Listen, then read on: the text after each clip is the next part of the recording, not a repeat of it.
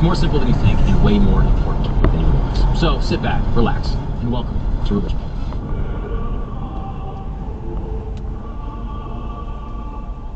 For the first time ever, Yamaha Resort and Casino at San Manuel is giving away a Mercedes-Benz for every tier. Play with your Club Serrano card, and on October 2nd, you could be one of 5 winners to take home a Mercedes-Benz. Plus, you could qualify to win a Mercedes-Benz Maybach at Palms Casino Resort Las Vegas, October 11th. 2 properties, 6 car winners. Only at Yamaha Resort and Casino, your California to Vegas connection. Bells. Run your way at New Balance. Hey, we don't have time for that. Today we're going into one of the most interesting and hotly contested, controversial religious disputes of all time. And that is the distinction of the Sunni and Shia divide in modern day Islam. Now, for a few things, let me just start off by saying, one, I was not raised Muslim. I'm just a Catholic boy, if you will. Okay, so a few things on that. One, I'm going to get a lot of words wrong. Sorry, my Arabic pronunciation is not perfect. I'm going to do my best. Secondly, I don't know all of the details and nuanced political nature of everything. I've done quite a bit of research to understand this topic, but if I get anything wrong, please feel free to write a comment. Let me know, correct me. I can make an addendum in a later video. So if I get anything wrong or if I miss anything, please just let me know. I'm coming at this in good faith and trying to understand why this distinction exists and why and how it has affected the political landscape of our world today. Now, if you're listening to this as a Western Christian like myself, you're probably familiar with religious schism, right? You have the Roman Catholic Church and Eastern Orthodox. You have Protestants and all the denominations in between. These are religious dogmatic distinctions that have occurred within the church throughout the years, and they all come from the same root, Christ himself. Yet they differ on some major points about what it means to be a follower of Christ. Some churches acknowledge others, some don't acknowledge other ones, and similarly, but a little less beknownst to Westerners, Islam had a major split happen early on in the organization of their faith, which ultimately divided the religion into 2 main factions. And these factions have not only stuck around for 1400 years, but they still very much affect the world we live in today. Now, you probably heard of these terms, Sunni and Shia. And maybe they're talking about the conflicts in Iraq or the tensions between Iran and Saudi Arabia. And the reporter throws out like, oh, Sunni Shia divide. Like it, just explains everything. And my dumb ass at home is like, yeah, that is a big divide. But deep down, I'm always just like, I don't understand what's going on. Now, here's the thing. Lots of people don't know what those words mean, let alone what the difference between them is. So let's break it down. Sunni and Shia are the names of 2 factions that Islam split into. Sunni Muslims and Shia, also known as Shiite Muslims, as sometimes Westerners will call it. Now, what is the difference? That is ultimately what we're going to be getting into today. Good news is that it's actually more simple than you might think, but also probably way more important than you originally thought. Now, here's what's wild about the whole thing. We're talking about 1.8 billion people, nearly a quarter of everyone on Earth. And to me, again, this just kind of goes into the greater reason why I even do this show in the first place, because I truly have a passion and a desire to understand humanity and connect with other human beings that I share this wonderful planet with, and I don't think it's possible to do that without understanding the God and the religion and the philosophy that they worship. So, when considering the scale and the scope of Islam in the modern world, 1.8 billion people that have organized their life around this religion, I think it's a pretty important thing to understand. Now, of this 1.8 billion, they are in ways divided into Sunni and Shia. Now, trying to understand this is like trying to understand global politics without knowing the difference between Democrats and Republicans in the United States, except the stakes are higher and the history is even farther back. The truth is, this split happened so early in Islamic history that it's been shaping world events for literal centuries. We're talking 632 AD. To put in that perspective, the divide is older than the schism between the Roman Catholic Church and Eastern Orthodox Church or Protestantism. It predates the Reformation by almost 900 years. But here is where things get interesting, because unlike other religious splits that you might know about, this one didn't start because people disagreed about God or prayer or even major religious teachings. It started because of something far more human in a way, and sort of more relatable, kind of a secession problem, a family feud of sorts. The split in Islam happened because after the death of the Prophet Muhammad, peace be upon him, and just one big old peace be upon him for the rest of the episode, because just for the sake of flowing, I won't say it every time, but shouts out to him. The rest of the Muslims at the time and the other Muslim leadership couldn't agree on who would step in to take the role as their leader. Think about it this way. You know how when a CEO retires, there's drama about who's going to take over the company. Maybe the board wants to vote in one person, but the family thinks that maybe someone else deserves it. Now imagine that company is the fastest growing religion in the world, and the secession fight doesn't just determine who runs things, it shapes the beliefs and, in some ways, the practice of billions of people for the next millennia and a half. And that is exactly what happens when the Prophet dies in the year 632 AD. He'd built this incredible movement that had united most of the Arab Peninsula under Islam. People were converting left and right, trade was booming, but then suddenly the leader's gone, and he hadn't exactly left a clear succession plan. Now, Muhammad wasn't just any religious leader. In the early Islamic community, he was everything rolled into one. He was the prophet, a political leader, a military commander that got Mecca and returned the Kaaba back to its proper order. He was a judge. I mean, you name it. He was everything to the people in this region at the time. So when he died, it wasn't just who's going to lead the prayers on Friday kind of thing. It was like, who's going to run our entire new civilization and lead us and point us in the right direction? And this is really where our story begins, because the way this problem got answered will create a fault line that still runs through the Middle East today, and it influences global politics and shows up in our news feed in some way or another without us even really knowing it. So the first question you may ask, why didn't Muhammad's children take over when he passed? I mean, that's like the most obvious sort of succession, right? The father passed it to the son. So as we know, Muhammad had 3 sons. He had many children, but specifically 3 sons.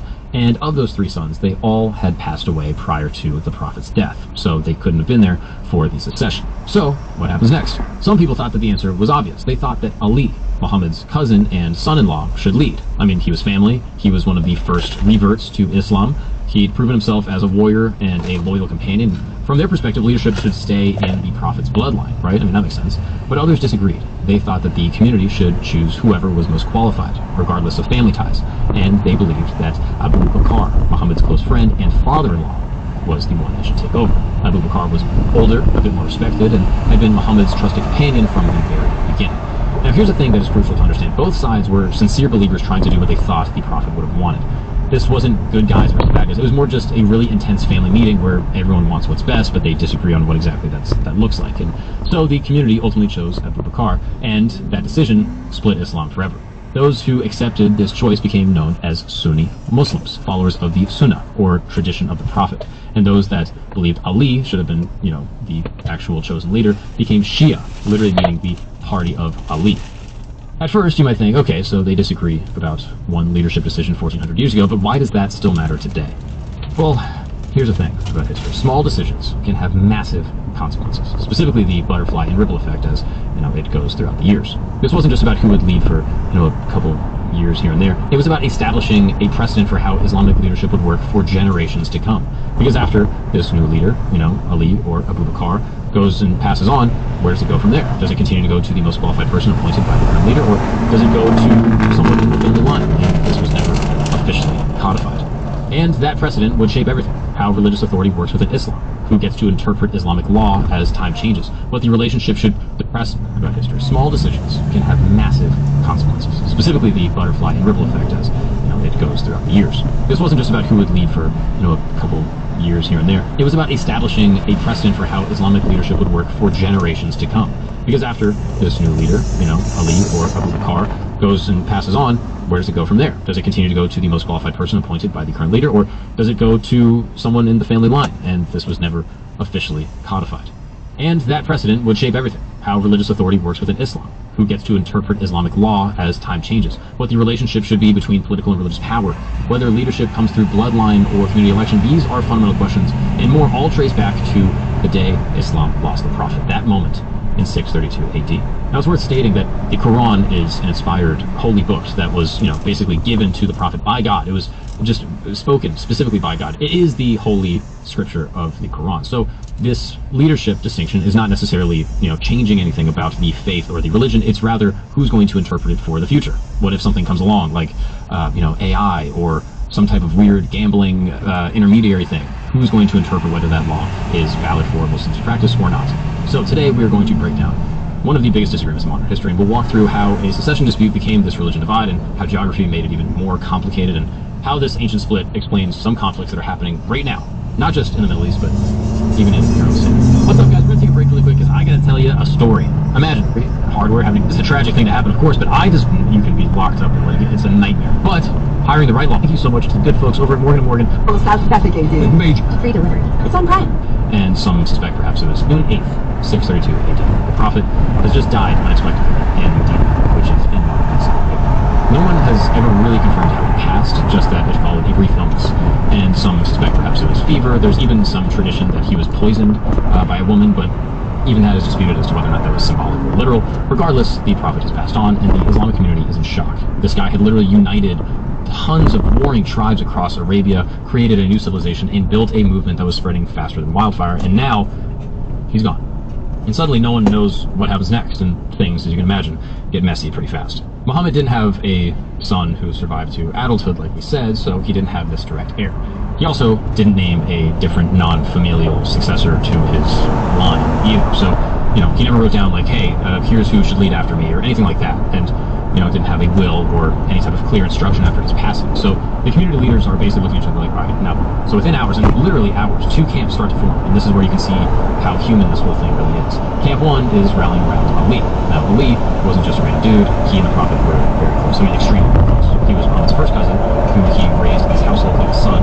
He also married Muhammad's daughter, Fatima, making him both Muhammad's cousin and son-in-law. See, like, that is about as close as you can get. The guy had been one of the first people to Islam. He also fought alongside Muhammad in every major battle, and by all accounts proved himself to be a warrior. So to all his supporters, the choice was pretty obvious, right? Keep it in the family. Muhammad had clearly loved and trusted this guy. Plus, there's something that just kind of feels right to people about bloodline succession. It's just kind of intuitive. It's straightforward, and it's how most societies worked for thousands of years, specifically back then, and it's honestly how a lot of them still work today. But here's the thing. Well, all these people were making a case, another group is moving fast, and Camp 2 is meeting in something called the Saqifa, and this is basically a covered area where the local Medina tribes used to kind of discuss and hash out their business. And they're not talking about Ali at all. They're talking about Abu Bakr. Now, Abu Bakr was completely different in terms of candidacy. He was Muhammad's closest friend, his father-in-law, and one of his most trusted advisors. This was the guy Muhammad had chosen to lead prayers when he was too sick to do it himself. Abu Bakr was a bit older, he was experienced, he'd also been there from day one of this Islamic movement. And here's where it gets interesting from a political perspective. Both sides had really good points in favor of the candidates. The Ali supporters, Camp 1 would say, look, trusted family, gave Ali special responsibilities, there's wisdom in keeping leadership in the bloodline, and it provides continuity, legitimacy, bang. Camp 2 just had a different view for what the qualifications should be.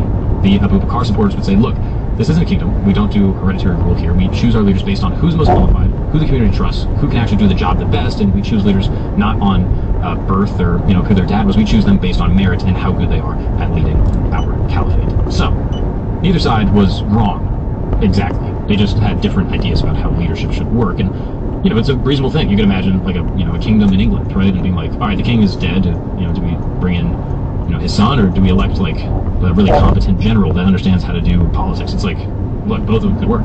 But as with everything in life, timing is what matters. And Abu Bakr, that is Camp 2, they moved faster. While some of Ali's supporters were still dealing with Muhammad's funeral arrangements, the Saqifa happened quickly, and Abu Bakr got chosen as the first caliph, literally meaning the successor. All these people felt blindsided. They thought this was supposed to be a community decision, but it felt more like a sneaky political maneuver. I mean, imagine showing up to a family meeting about your grandfather's will, only to find out that your cousins already had a meeting yesterday and divided up everything without you, and you would probably feel a little bit annoyed. Now, here's what's crucial to understand. While his supporters were furious for sure, Ali himself didn't start a war over this. He was upset, sure, but Ali eventually, after about 6 months, publicly accepted Abu Bakr's leadership for the sake of unity, which is, in all fairness, a pretty humble move, to be honest. And this is a good time to remember that these weren't just political factions, they were sincere people. They were united by a faith, by a belief in Allah, trying to figure out what was best for their communities. And Ali could have split the Islamic world right there, 632, bang, and just created a whole new faction that went to war. Instead, he chose unity over what he, could have insisted was a personal claim to leadership. But the people who had supported him, they didn't move on as easily. They became known as Shi'at Ali, the party of Ali, or just Shia, for short. The people who had supported the community's choice of Abu Bakr became Sunni because they followed the Sunnah, or the traditional way. And right there, in those first few months after the Prophet's death, you have the Great Divide. The Sunni precedent was the community chooses its leaders based on qualifications and consensus. And the Shia precedent was leadership should stay within the Prophet's family line, and Ali was robbed of this rightful position. Some in the Shia camp have even suggested that there is some hadith that actually corroborate with the idea that Ali should actually be the successor. So it is said in the event of Ghadir Qum, where he reportedly said, whoever's mullah, which is the leader, the protector, I am, Ali is his mullah. Now, that basically means, whoever I am protecting or leading, Ali is also leading. Now, some people argue that this is more spiritual guidance and not necessarily a political appointment, but still, this just contributes to the rift. Now, as we can imagine, it doesn't end there, and things just only continue to get more political. Remember how Ali eventually accepted Abu Bakr's leadership for the sake of unity? Well, that unity didn't last long. After Abu Bakr died, the leadership passed to Umar, and then to Uthman. And Ali's supporters kept on waiting for their guy to get his turn. And then finally, in 656 AD, 24 years after the Prophet's death, Ali was effectively appointed to become the fourth caliph. But by then, the damage was done. Those 2 decades of waiting had created a lot of resentment between these two factions. So when Ali eventually did become the leader, he faced immediate challenges to his authority. There were civil wars and political assassinations, and eventually Ali himself was murdered in 661 AD. And here's where the story takes a dark turn that would kind of change everything that followed. After Ali's death, his son, Hussein, Muhammad's grandson, tried to claim leadership. Once again, you have the secession problem. You have Ali's side saying it should stay in the family, and you have the Bukhari side saying it should be the most competent person. But the political winds had shifted. The Sunni establishment was firmly in control, and they weren't about to hand power back to Ali's family, because again, this would just create precedent to keep them in the family forever. So, in 680 AD, Hussein and a small group of followers were surrounded by a much larger Sunni army at a place called Karbala, in what is now modern-day Iraq. Hussein was killed, along with most of his companions. For Shia Muslims, this wasn't just a political defeat, it was martyrdom that would come to define their entire identity. Think about how Christians remember the crucifixion, or how Americans remember September the 11th. For Shias, Karbala became that kind of defining moment. It proved in their minds that the rightful leaders of Islam, the Prophet's own family, had been persecuted and murdered by people that they saw as illegitimate, you could say. So when you believe your leaders were divinely chosen, that kind of changes how you think about leadership and how strongly you feel about the person in charge. And then when they're murdered by their enemies, it changes how severely you might respond. So Shias believed that the idea that only certain people, descendants of Muhammad's daughter Fatima, could be the true leaders of the religion. They were the ones who were chosen. They were divinely guided. They had been inspired by God. They were these leaders, the imams. That is who God has called. Now, the Sunni looked at this and said, whoa, whoa, whoa, whoa, that's not how this works. From their perspective, religious authority comes from scholarship and community consensus and following the traditions that Muhammad had established. You don't need to be a part of a special bloodline for access to God. That's not how Allah works. You need to study the Quran. You need to understand Islamic law. You need to have the community trust. And that being said, the Sunnis didn't believe in the same kind of divine ordination of the, caliph as the Shias. So it just, again, comes down to this fundamental disagreement. And in my opinion, both sides could work. It's just a matter of which one did. Not to mention the Sunnis are saying, well, we already established that Abu Bakr is the person that's going to take over, so it's going to be the, person that the community chooses next. Shias believed in this unbroken chain of divinely guided leaders, starting with the Prophet. So Sunnis believe in this collective scholarship and community decision-making, starting with the Prophet, but not necessarily biologically linked. Now, this single difference in religious authority would lead to all the other differences too. So if you walk into a Shia mosque during prayer time, you might notice something different. For many Shia Muslims, they place their foreheads on small clay tablets when they prostrate during prayer. These tablets, called turba, are often made from clay from holy sites like Karbala, where Hussein was killed. Sunnis usually use prayer rugs or pray directly on clean ground. To them, the clay tablets are maybe unnecessary. God doesn't care what your forehead touches as long as your heart is pure.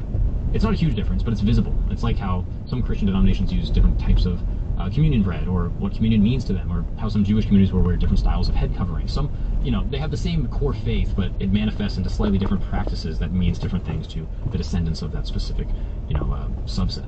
So the calendar differences are even more directly linked to the conflict that started. So, for example, Shias have holidays that Sunnis don't really observe, and vice versa. The biggest one for Shias is Ashura, and it's the day of mourning that commemorates Hussein's death at Karbala. You'll see processions and ritual reenactments of the battle, sometimes even self-flagellation as people express their grief over this 1,300-year-old tragedy. Sunnis acknowledge Ashura too, but for them it's more about fasting and remembering Moses leading the Israelites out of Egypt. Same day, just completely different focus. Or take Ghadir Khumm. This is when Shia celebrates the day that Muhammad supposedly designated Ali as his successor. This is the quote that I read earlier. This is obviously a big deal for Shias, as it validates their